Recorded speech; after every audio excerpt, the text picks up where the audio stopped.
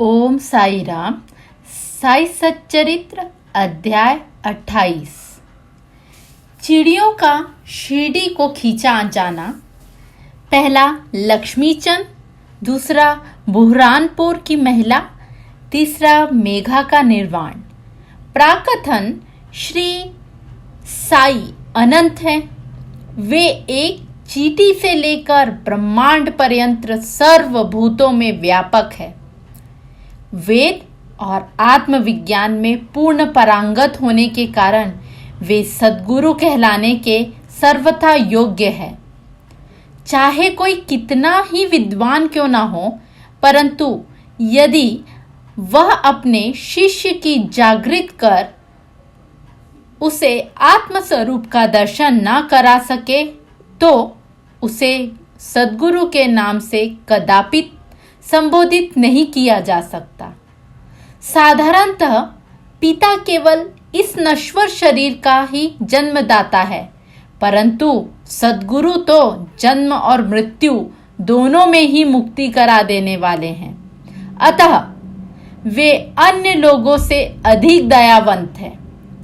श्री साई बाबा हमेशा कहा करते थे कि मेरा भक्त चाहे 1000 कोस की दूरी पर क्यों ना हो, वह शिरडी को ऐसा खींचा चला आता है जैसे धागे से बंधी हुई चिड़िया खींचकर स्वयं ही आ जाती है। इस अध्याय में ऐसी ही 3 चिड़ियों का वर्णन है। पहला, लाला लक्ष्मीचंद। ये महानुभाव बंबई के श्री वेंकटेश्वर प्रेस में नौकरी करते थे। वहां से नौकरी छोड़कर वे रेलवे विभाग में आए और फिर वे मेमर रेली ब्रदर्स एंड कंपनी के मुंशी का कार्य करने लगे। उनका सन 1910 में श्री साई बाबा से संपर्क हुआ। बड़े दिन, जिसे क्रिसमस कहा जाता है, से लगभग 1 या 2 मास पहले संता क्रूज में उन्होंने स्वप्न में एक दाढ़ी वाले वृद्ध को देखा जो चारों ओर से भक्तों से घिरा हुआ खड़ा था। कुछ दिनों के पश्चात वे अपने मित्र श्री दत्तात्रेय मंजुनाथ बिजोरे के यहाँ दासगणों का कीर्तन सुनने गए। दासगणों का यह नियम था कि वे कीर्तन करते समय श्रोताओं के सम्मुख श्री साई बाबा का चित्र रख लिया करते थे। लक्ष्मीचंद को यह चित्र देखकर महान आश्चर्य हुआ, क्योंकि स्वप्न में उन्हें जिस वृद्ध के दर्शन हुए थे उसकी आकृति भी ठीक इस चित्र के अनुरूप ही थी। इससे वे इस निष्कर्ष पर पहुंचे कि स्वप्न में दर्शन देने वाले स्वयं शिरडी के श्री साईनाथ समर्थ के अतिरिक्त और कोई नहीं है। चित्र दर्शन, दासगणों का मधुर कीर्तन और उनके संत तुकाराम पर प्रवचन आदि का कुछ ऐसा प्रभाव उन पर पड़ा कि उन्होंने शिरडी यात्रा का दृढ़ संकल्प कर लिया। भक्तों को चिरकाल से भी ऐसा अनुभव होता आया है कि जो सद्गुरु या अन्य किसी आध्यात्मिक ज्ञान की खोज में निकलता है, उसकी ईश्वर सदैव ही सहायता करते हैं। उसी रात्रि को लगभग 8 बजे उनके एक मित्र शंकर राव ने उनका द्वार खटखटाया और पूछा कि क्या हमारे साथ शिरडी चलने को तैयार है। लक्ष्मीचंद ने हर्ष का पारावार न रहा और उन्होंने तुरंत ही शिरडी चलने का निश्चय कर लिया। एक मारवाड़ी से 15 रुपए उधार लेकर तथा अन्य आवश्यक प्रबंध कर उन्होंने शिरडी को प्रस्थान कर दिया। रेलगाड़ी में उन्हें अपने मित्र के साथ कुछ देर भजन भी किया। उस डिब्बे में 4 यवन यात्री भी बैठे थे जो शिरडी के समीप ही अपने घरों को लौट रहे थे। लक्ष्मीचंद ने उन लोगों से श्री साई बाबा के संबंध में कुछ पूछताछ की। तब लोगों ने उन्हें बताया कि श्री साई बाबा शिरडी में अनेक वर्षों से निवास कर रहे हैं और वे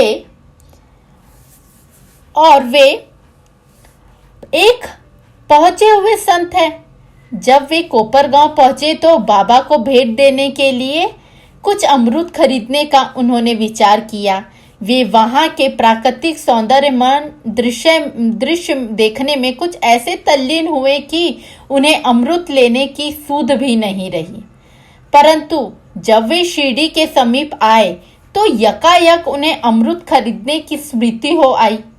इस बीच उन्होंने देखा कि एक वृद्ध टोकरी में अमरूद लिए टांगे के पीछे पीछे दौड़ती चली आ रही है। यह देख उन्होंने तांगा रुकवाया और उसमें से कुछ बढ़िया अमरूद खरीद लिए। तब वह वृद्धा उससे कहने लगी, कृपया कर ये शेष अमरूद भी मेरी ओर से बाबा को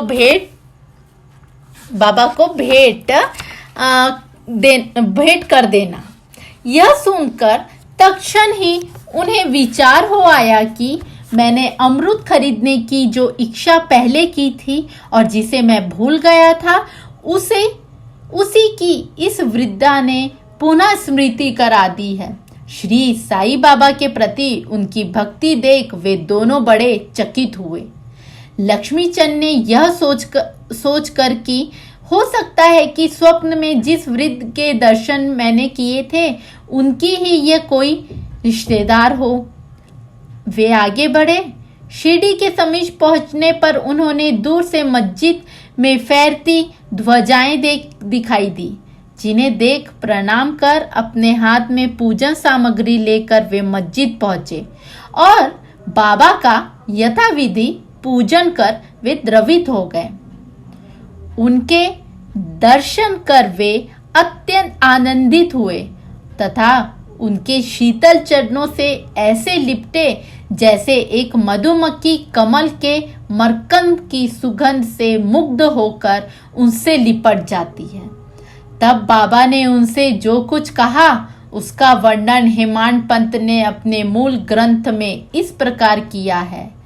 साले रास्ते में भजन करते हैं और दूसरे आदमी से पूछते हैं। दूसरों से क्या पूछना, सब कुछ अपनी आंखों से देखना। काहे को दूसरी आदमी से पूछना, सपना क्या झूठा है या सच्चा। कर लो अपना विचार आप। मारवाड़ी से उधार लेने की क्या जरूरत थी, हुई क्या मुराद पूरी। ये शब्द सुनकर उनकी सर्वव्यापकता पर लक्ष्मीचंद को बड़ा अचंभा हुआ। वे बड़े ही लज्जित हुए कि घर से शिरडी तक के मार्ग में जो कुछ हुआ उसका उन्हें सब पता है। उसमें विशेष ध्यान देने योग्य बात केवल यही है कि बाबा यह नहीं चाहते कि उनके दर्शन के लिए कर्ज लिया जाए या तीर्थ यात्रा में छुट्टी मनाए। साजा उपमा। दोपहर के समय जब लक्ष्मीचंद भोजन को बैठे तो उन्हें एक भक्त ने साजे का प्रसाद लाकर दिया, जिसे पाकर वे बड़े प्रसन्न हुए। दूसरे दिन भी वे साजा की आशा लगाए बैठे रहे, परंतु किसी भक्त ने वह प्रसाद न दिया, जिसके लिए वे अति उत्सुक थे। तीसरे दिन दोपहर की आरती पर बापू साहेब जोग ने बाबा से पूछा कि नैवेद्य के लिए क्या बनाया जाए। तब बाबा ने उनसे साजा लाने को कहा। भक्तगण 2 बड़े बर्तन में साजा भर कर ले आए। लक्ष्मीचंद को भूख भी अधिक लगी थी, साथ ही उनकी पीठ में दर्द भी था।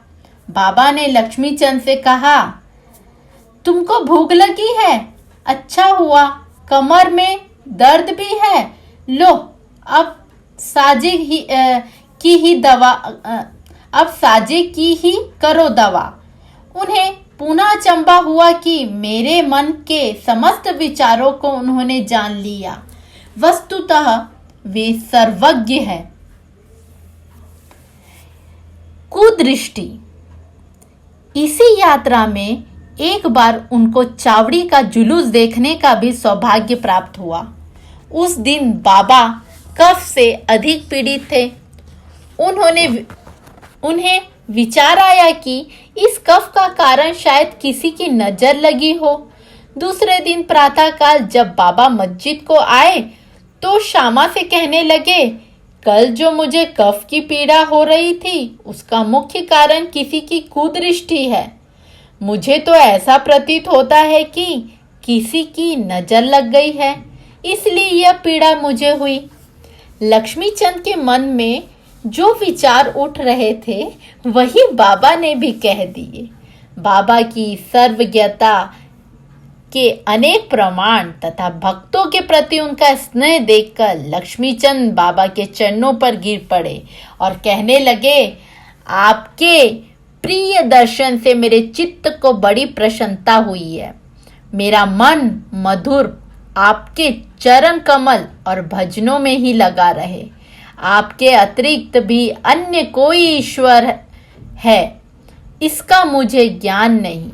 मुझ पर आप सदा दया और स्नेह करें और अपने चरणों के दीन दास की रक्षा कर उसका कल्याण करें। आपके भव भय नाशक चरणों का स्मरण करते हुए मेरा जीवन आनंद से व्यतीत हो जाए, ऐसी मेरी आपसे विनम्र प्रार्थना है। बाबा से आशीर्वाद तथा उदी लेकर वे मित्र के साथ प्रसन्न और संतुष्ट होकर मार्ग में उनकी कीर्ति का गुणगान करते हुए घर वापस लौट आए और सदैव उनके अनन्य भक्त बने रहे। शिरडी जाने वालों के हाथ में वे उनको हार कपूर और दक्षिणा भेजा करते थे। बुहरानपुर की महिला। अब हम दूसरी चिड़िया भक्त का वर्णन करेंगे। एक दिन बुरहानपुर में एक महिला ने स्वप्न में देखा कि श्री साईं बाबा उन्हें द्वार पे खड़े भोजन के लिए खिचड़ी मांग रहे हैं। उनके उठकर देखा तो द्वार पर कोई ना था। फिर भी वह प्रसन्न हुई और उसने यह स्वप्न अपने पति तथा अन्य लोगों को सुनाया। उसका पति डाक विभाग में नौकरी करता था। वे दोनों ही बड़े धार्मिक थे। जब उसका स्थानांतरण अकोला को हुआ तो दोनों ने शिरडी जाने का भी निश्चय किया और एक शुभ दिन उन्होंने शिरडी को प्रस्थान कर दिया। मार्ग में गोमती तीर्थ होकर वे शिरडी पहुंचे और वहां 2 मास ठहरे। प्रतिदिन वे मस्जिद जाते और बाबा का पूजन कर आनंद से अपना समय व्यतीत करते थे। यद्यपि दंपति खिचड़ी का नैवेद्य भेंट करने को ही आए थे, परंतु किसी कारणवश उन्हें 14 दिनों में तक ऐसा संयोग न प्राप्त हो सका।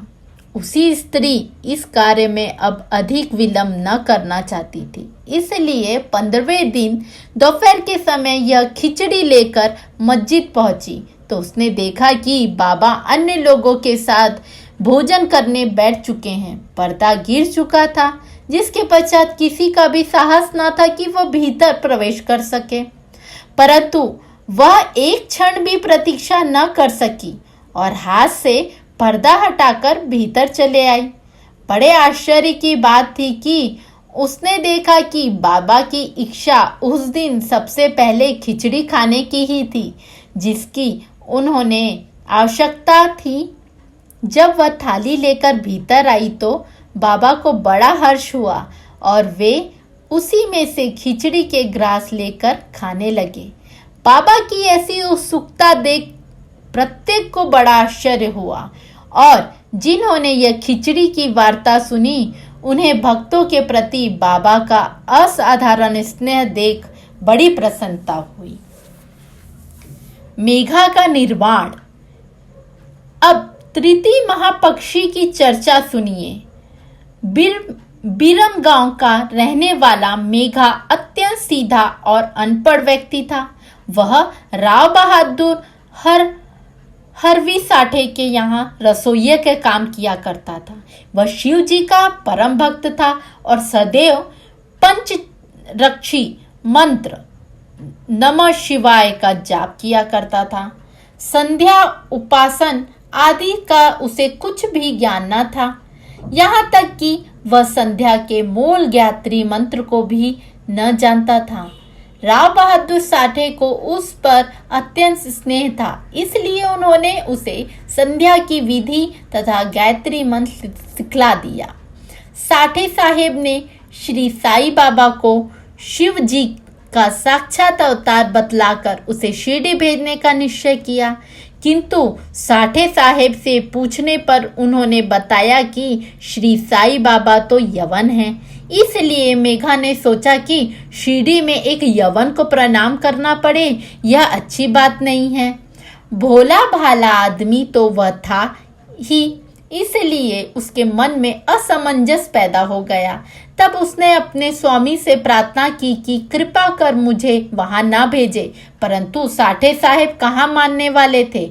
उनके सामने मेघा की एक ना चली। उन्होंने उसे किसी प्रकार शिरडी भेज दिया तथा उसके द्वारा अपने ससुर गणेश दामोदर उपनाना दादा केलकर को, जो कि शिरडी में ही रहते थे, एक पत्र भेजा कि मेघा का परिचय बाबा से करा देना। शिरडी पहुंचने पर जब वह मस्जिद में घुसा तो बाबा अत्यधिक क्रोधित हो गए और उसे उन्होंने मस्जिद में आने की मनाही कर दी। वे गर्जन कर कहने लगे कि इसे बाहर निकाल दो। फिर मेघा की ओर देखकर कहने लगे कि तुम तो एक उच्च कुलीन ब्राह्मण हो और मैं एक निम्न जाति का एक यवन। तुम्हारी जाति भ्रष्ट हो जाएगी, इसलिए यहाँ से बाहर निकल जाओ। यह सुनकर मेघा कांप उठा। उसे बड़ा विस्मय हुआ कि जो कुछ उसने मन में विचार उठ रहे थे उन्हें बाबा ने कैसे जान लिया। किसी प्रकार वह कुछ दिन वहां ठहरा और अपनी इच्छा सेवा भी करता रहा, परंतु उसकी इच्छा तृप्त नहीं हुई। फिर वह घर लौट आया और वहां से त्रिंबक नासिक जिले को चला गया। वर्ष भर के पश्चात वह पुनः शिरडी आया और इस बार दादा केलकर के कहने से उसे मस्जिद में रहने का अवसर प्राप्त हो गया। साईं बाबा मौखिक उपदेश द्वारा मेघा की उन्नति करने के बदले उसका आंतरिक सुधार कर रहे थे। उसकी स्थिति में प्रायतः परिवर्तन होकर ज्येष्ठ प्रगति हो चुकी थी और अब तो वह श्री साईं बाबा को शिव जी का ही साक्षात अवतार समझने लगा था।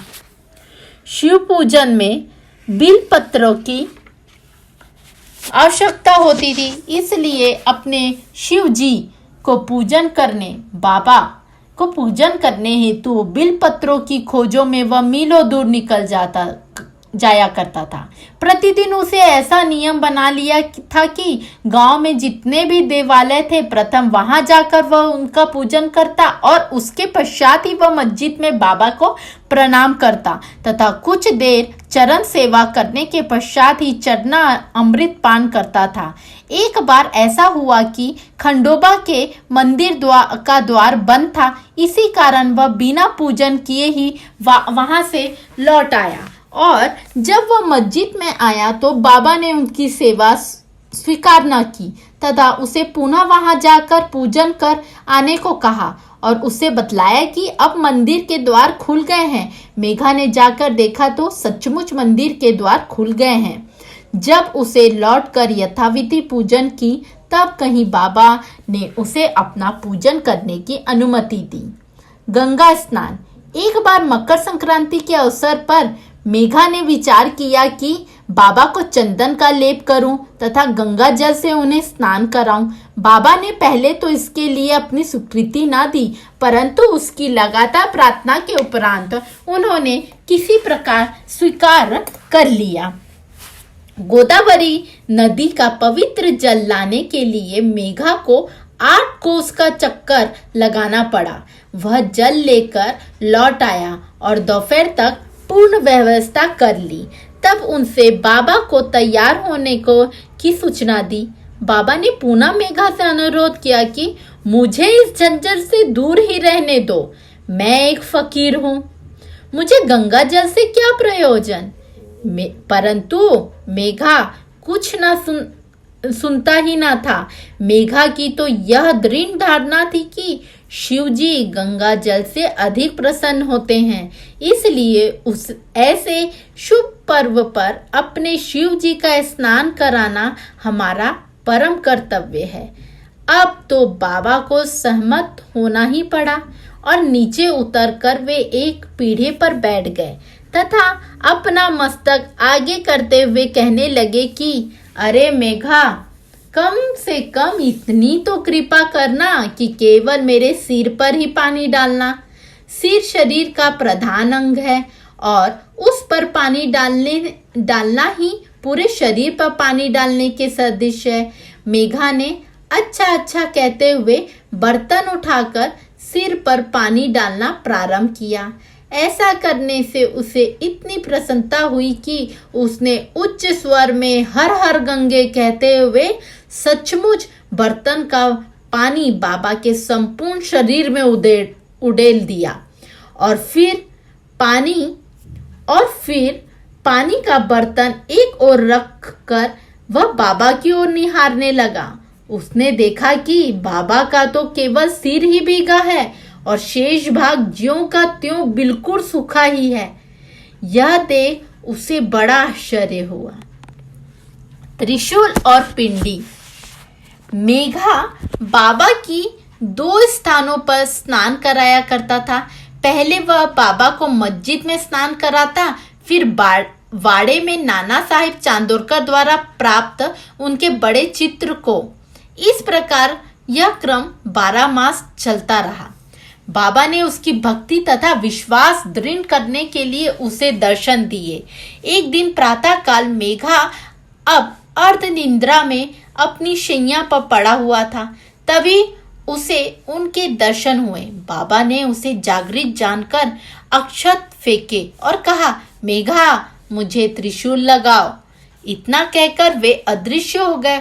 उनके शब्द सुनकर उसे उत्सुकता से अपनी आंखें खोली, परंतु देखा कि कोई नहीं है, केवल अक्षत ही यहाँ वहां बिखरे पड़े हैं।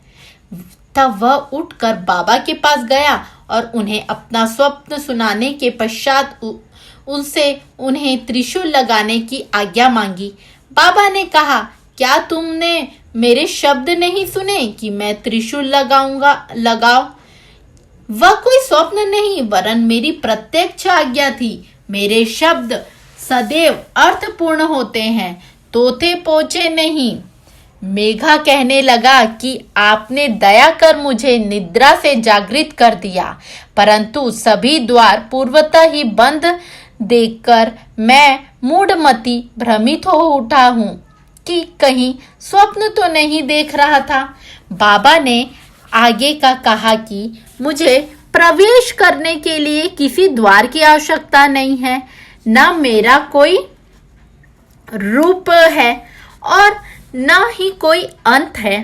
मैं सदैव सर्वभूतों में व्यापक हूँ। जो मुझ पर विश्वास रख सतत मेरा ही चिंतन करता है, उसके सब कार्य मैं स्वयं ही करता हूँ और अंत में उसे श्रेष्ठ गति देता हूँ। मेघा वाड़े को लौट आया और बाबा के चित्र के समीप की दीवार पर एक लाल त्रिशूल खींच दिया। दूसरे दिन एक रामदासी भक्त पुणे से आया। उसने बाबा को प्रणाम कर शंकर की एक पिंडी भेंट की। उसी समय मेघा भी वहां पहुंचे। तब बाबा उनसे कहने लगे कि देखो, शंकर भोले आ गए, अब उन्हें संभालो। मेघा ने पिंडी पर त्रिशूल लगा देखा तो उसे महान विस्मय हुआ कि वह वाड़े में आया। इस समय काका साहेब दीक्षित स्नान के पश्चात सिर पर तौलिया डाले साईं नाम का जाप कर रहे थे। तभी उन्होंने ध्यान से एक पिंडी देखी जिससे उन्हें कौतूहल सा हो गया था। उन्होंने सामने से मेघा को आते देखा। मेघा ने बाबा द्वारा प्रदत्त वह पिंडी काका साहेब दीक्षित को दिखाई। पिंडी ठीक वैसे ही थी जैसे कि उन्होंने कुछ घड़ी पूर्व ध्यान में देखी थी। कुछ दिनों में जब त्रिशूल का खींचना पूर्ण हो गया तो बाबा ने बड़े चित्र के पास, जिसका मेघा नित्य पूजन करता था, के पास ही उस पिंडी की स्थापना कर दी। मेघा को शिव पूजन से बड़ा प्रेम था। त्रिपुंड खींचने का अवसर देकर तथा पिंडी की स्थापना कर बाबा ने उसका विश्वास दृढ़ कर दिया। इस प्रकार कई वर्षों तक लगातार दोपहर और संध्या को नियमित रात्रि तथा पूजन कर सन 1912 में मेघा परलोकवासी हो गया। बाबा ने उसे उसके मृत शरीर पर अपना हाथ फेरते हुए कहा कि यह मेरा सच्चा भक्त था। फिर बाबा ने अपने ही खर्च से उसका मृत्यु भोजन ब्राह्मण को दिए जाने की आज्ञा दी, जिसका पालन काका साहिब दीक्षित ने किया। श्री सद्गुरु साईनाथा अर्पण मस्तु। शुभम भवतु।